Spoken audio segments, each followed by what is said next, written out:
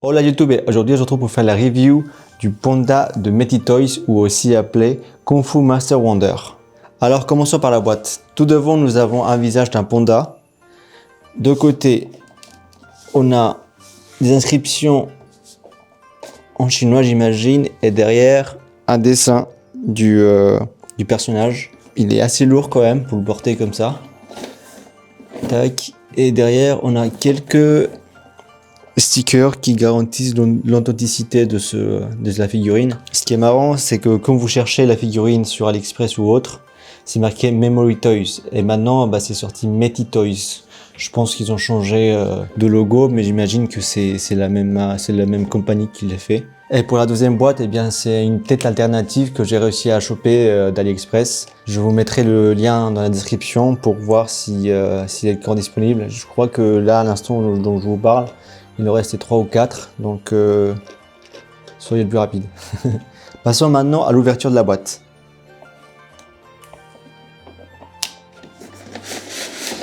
Tac, donc d'abord, ce qu'on retrouve en ouvrant la première boîte, c'est, on va dire, une protection en plus. On a un petit feuillet. Ici aussi, on a des LED, ça c'est trop bien, comme Son Wukong que je vous ai ouvert il y a quelques semaines. De l'autre côté, oh, une super illustration du Kung Fu, du panda. Ensuite, des petits rubans, des piles. Tout devant, on a le panda. Ah, il est magnifique pour l'instant. Oh là là. Là, pour l'instant, mes premières impressions sont très bonnes en voyant la qualité du tissu qu'ils ont utilisé. Et dans le deuxième, waouh, vous avez pléthore de mains. Alors là, vous avez quoi? 1, 2, 3, 4, 5, 6, 7, 8, à la louche, 8 au moins paires de mains de rechange. Et je vais montrer en même temps l'ouverture de ces petites boîtes où j'ai acheté une tête alternative en même temps que la figurine qui est celle-ci. Maintenant, passons à l'ouverture de la figurine. C'est ça qui protège. Waouh, waouh, waouh, waouh, waouh, il est super beau. Attendez, regardez, je vais essayer de pas te faire tomber. En même temps que je vous montre. Il est là. Donc on a la figurine en soi. Une jarre d'alcool, j'imagine. Oh là là, oh là là. Oh là, c'est super bien fait. Ensuite, une gourde. On dirait que notre ami Panda, il aime bien la boisson. Du bambou, une autre bouteille, une quatrième bouteille, un visage alternatif, bouche ouverte, un bracelet, le chapeau et la figurine. Pour le deuxième blister, je vais éviter de sortir parce que sinon tout va tomber. Alors nous avons, on dirait un verre de bambou, une théière, ah elle est magnifique la théière. C'est vraiment c'est style Majin Buu, vous voyez. Une assiette, un bracelet de perles, un bracelet de jade, des cheveux alternatifs. Ensuite, on a un dragon, un bateau en bambou. Et ensuite, on va les compter. 1, 2, 3, 4, 5, 6, 7, 8, 9 paires de mains au comptant celui qui est déjà sur la figurine. C'est vachement beaucoup pour une figurine. C'est vachement beaucoup. Ça annonce du bon tout ça, maintenant on va passer à la figurine. Et voici notre ami Panda sorti de la boîte. Il est juste magnifique. Je vous zoome pour faire les détails de toute la figurine. Mais regardez juste la qualité du tissu. La peinture ici n'est pas en arrière.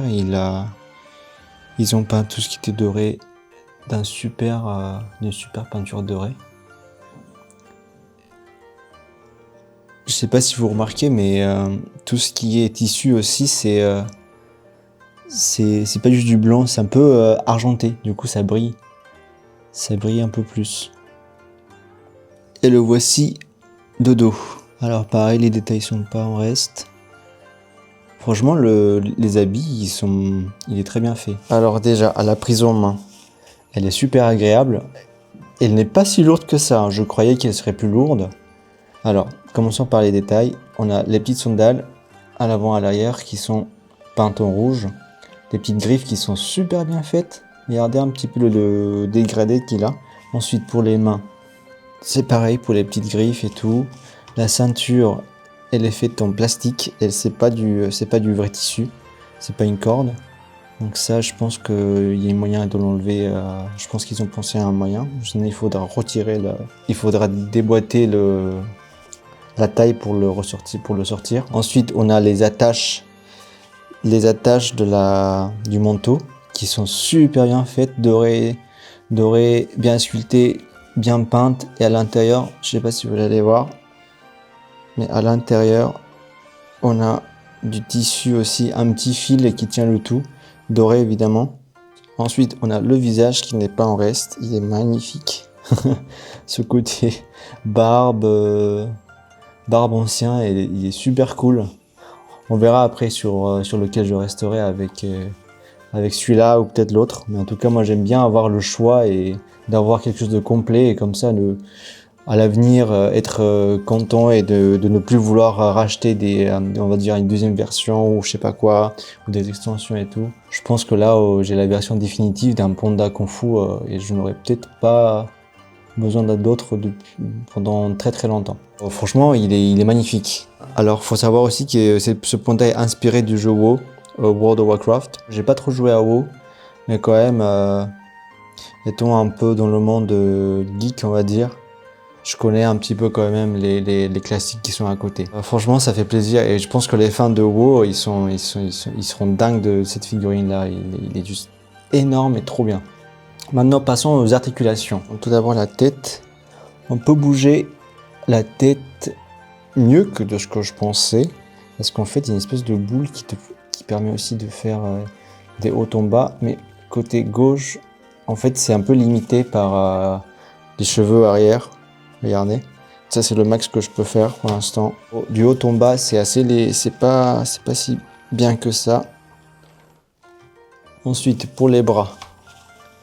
Alors, on va essayer de le mettre en haut.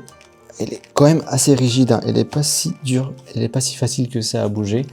Ah mais regardez quand même ce rond là, c'est juste en haut quoi. Pour l'instant, le vêtement il limite pas trop les mouvements. Ici, je sens quand même, non ça va. Ça j'avais pas vu, mais en fait ça le début, ça ce qu'on a au premier là, c'est un gilet. Ça c'est juste un gilet. Alors je vais enlever un petit peu pour voir le bras. Donc vous voyez le bras et il est pas mal. D'accord. Bah, c'est sculpté de partout. Regardez, le bras c'est sculpté, on voit bien les poils. Alors est-ce qu'on va voir le rond? Ah par contre c'est vraiment... Il est vraiment rigide. Vous entendez? Ça fait tac tac tac tac. Tac. Il est rigide et il a des espèces d'articulations à écrou. Donc ça c'est le rond. Ouais, ça c'est le rond maximal pour le coude. Alors, vous entendez, c'est vraiment pas facile à bouger les coudes. Je vais enlever le gilet en fait parce que ça gêne. Si vous voulez enlever des vêtements sur le figurine, ces techniques-là, elle est souvent pas mal.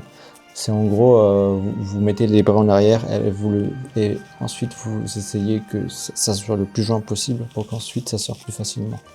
N'essayez pas trop de forcer parce qu'après vous risquez d'abîmer les vêtements et pire votre figurine. Et voilà, ça s'enlève. C'est super bien fait, c'est facile à mettre et à enlever. Tout est déboutonné, on enlève ça. Oh, regardez ça. Ah, c'est trop bien fait. Le côté blanc ici, vraiment en mode panda.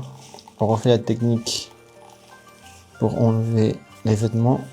Et voilà le Kung Fu Panda torse nu. Il est magnifique. Oh, regardez ça. Oh.